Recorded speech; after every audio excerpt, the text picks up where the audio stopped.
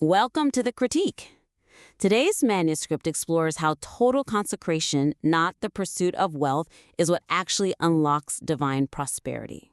Right, but right out of the gate, the text creates this sort of whiplash between pure devotion and financial return. It really does. Which brings us to our first major area for improvement. Exactly. So the manuscript introduces this really compelling tension between serving God purely for love and, anticipating a hundredfold return. Right. But this dynamic requires a much sharper delineation to prevent the core message from contradicting itself. I mean, the weakness here is that the text struggles to effectively distinguish between pure motives and self-interest. Because the language of transactional investment just kind of constantly overshadows the language of total consecration. Yeah, exactly. The author claims that blessings are received, not pursued, right? They're trying to show how divine prosperity expands way beyond finances to include total life well-being. Yeah, things like peace of mind and, character. But then they immediately frame biblical obedience primarily through this lens of guaranteed financial reimbursement. Oh, like the rich young ruler example. Yes, the author writes that his obedience would have, quote, the greatest financial venture of his entire life, and that God would have seen to it that he got back exactly what he had given away. Right, and that framing totally dilutes the core argument, doesn't it? It really does. I mean, if total consecration is a lifestyle of character development rather than a financial strategy, the vocabulary needs to reflect that. Because when a reader sees words like financial venture or, got back exactly what he had given, their brain just immediately switches into a transactional mindset. Totally. They stop evaluating their own spiritual maturity and they start evaluating risk versus reward. Like they're evaluating a stock trade or something. Yeah, exactly. It feels a bit like advising someone not to marry for money, but then... dedicating half the wedding toast to how rich the marriage will make them? Yes, exactly that. You're telling the audience one thing, but the incentives you're highlighting are completely different.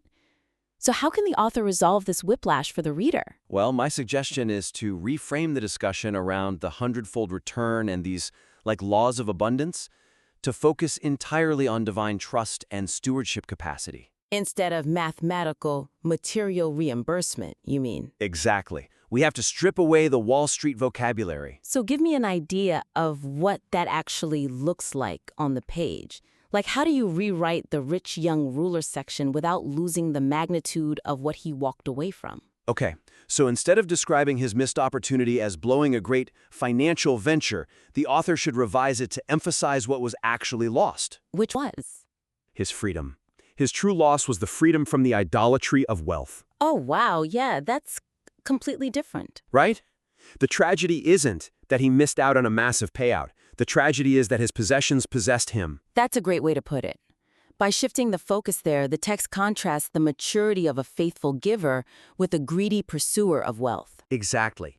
And that fundamentally changes the reader's takeaway. They aren't thinking, wow, he missed a great deal. They're thinking, wait, am I chained to my own possessions? Which is a much deeper spiritual reflection. For sure. And we can apply this same shift later in the text. When the author discusses how the more God can trust a person, the more that person is going to get. Yeah, that phrasing still leans a bit transactional to me. It does. The author needs to replace terms like deal and venture with words emphasizing capacity. Show how God increasing a person's material wealth is strictly a byproduct of their tested ability to distribute it. Oh, which ties directly into the author's analysis of 1 Timothy chapter 6, right? Yes, exactly. Charge them that are rich in this world, that they be rich in good works, ready to distribute. It's all about distribution capacity. I sort of want to push back slightly, though. Is there a danger that by removing the promise of a tangible return, the text loses its practical edge? Because the author is clearly trying to show that God does bless people materially in the real world. I hear that. But it doesn't lose its practical edge. It actually clarifies the mechanism behind it. The text needs to analyze why God requires trust before increasing a person's material wealth. Okay, I see. The motive versus reward tension is completely resolved when the reward is framed as a heavier responsibility. You get more because you have demonstrated the capacity to handle more without it destroying your character. Not because you just earned a payout for good behavior. Right. The mechanics of getting to holistic prosperity rely on character development, not some clever investment strategy. And that tension telling people they will receive abundance while insisting it's about pure devotion is exactly why a reader might become skeptical. Oh, completely. And when an author anticipates that a reader is evaluating their theology like an investment pitch, they often tense up. Which leads us to our second critique. Yes, the jarring tonal shift. The manuscript occasionally abandons its pastoral, encouraging tone in favor of a defensive posture. Yeah, and that inadvertently distracts the reader from their own spiritual development, right? It just centers the author's personal grievances instead. Exactly. There's this sudden moment where the author directly addresses my critics, faith teachers, and the get-rich-quick scheme accusations. Yet, that part felt so strange to me. It feels like watching a deeply immersive play, only for the lead actor to suddenly break the fourth wall, look right at the camera, and start arguing with the theater critics who wrote a bad review in the morning paper. That is the perfect analogy, and it's a highly disruptive experience for the reader. The weakness here is that the paragraph directly challenging critics of the message of divine prosperity abruptly halts the momentum of the piece. It just completely slams the brakes. It really does. By pausing to defend the integrity of the ministry and litigating external theological debates, the text completely stops focusing on the reader's growth. Right. It introduces an argumentative energy that actively undermines all those calm, authoritative teachings on peace of mind that came earlier. Exactly. When a reader is reading about giving up their entire life to God, they are in a state of spiritual vulnerability. Yeah, they're open, they're self-reflecting. But the moment the author starts arguing with critics, the reader is pulled out of that vulnerability and forced into a state of critical judgment. You're asking the reader to stop being a disciple and start being a jury member in a trial they didn't even know was happening. That's so true. It completely breaks the immersion. So what's your suggestion to fix this? My suggestion is to eliminate overt meta-commentary and direct addresses to critics entirely. Just cut them out. And replace them with what? Well, instead rely on the manuscript's strong character studies to organically demonstrate the difference between pure faith and a get-rich-quick mentality. Okay, so practically speaking, the author needs to open the document, find the paragraph beginning with, "How I wish my critics would read this book," and just hit delete. Hit delete. Cut it completely. The reader who is there to learn about consecration does not need to be burdened with the author's external debates. But I guess the author still needs to counter the idea of a get-rich-quick scheme, right? Because it is a valid trap that prevents believers from sustaining long-term spiritual success. Oh, absolutely. But to do this naturally, they should maximize the existing historical examples already in the text. Are you thinking of the section on Jacob? Yes, exactly. The author uses Jacob's 14 years of labor and deception, and it is the perfect place to implicitly address those critics. Right. Currently, it's a good summary, but it needs a lot more expansion. It does. The author should expand on how Jacob's initial hustle mentality resulted in continually reduced wages and exhaustion. I mean, he tried to bypass the consecration phase entirely. He literally wanted the blessing without the character development, so he deceived his father. Yep. And the text shows us the result. His wages were cut back 10 times. He worked 14 agonizing years in the sun for a father-in-law who constantly tricked him. And he only found true peace and prosperity after wrestling with the angel and transforming his identity into Israel. Right. So if the author expands on that agonizing journey, they let the text show the critics that this isn't a quick scheme, rather than telling the critics off directly. Because when you trust that the narrative of Jacob proves the point, the reader stays immersed in their own self-reflection. Exactly. They internalize the hardship. They realize that divine prosperity requires a brutal refining of character. It's basically the classic writing principle of showing rather than telling, but applied to theological defense. Precisely. And by stripping away that defensive posturing against critics, the manuscript opens up valuable real estate. Which they desperately need, because that brings us to our third critique. The author needs that space to solve a structural issue regarding how these grand concepts actually play out in everyday life. Right, we need to bridge the macro and the micro. Because we see the text move from grand biblical patriarchs to the command to be a giver. The author spends pages detailing King Uzziah building military towers and Abraham managing massive herds, but then defines daily service as, like, cleaning a house or fixing a roof or babysitting. Yeah. Is this sudden shift in scale too jarring?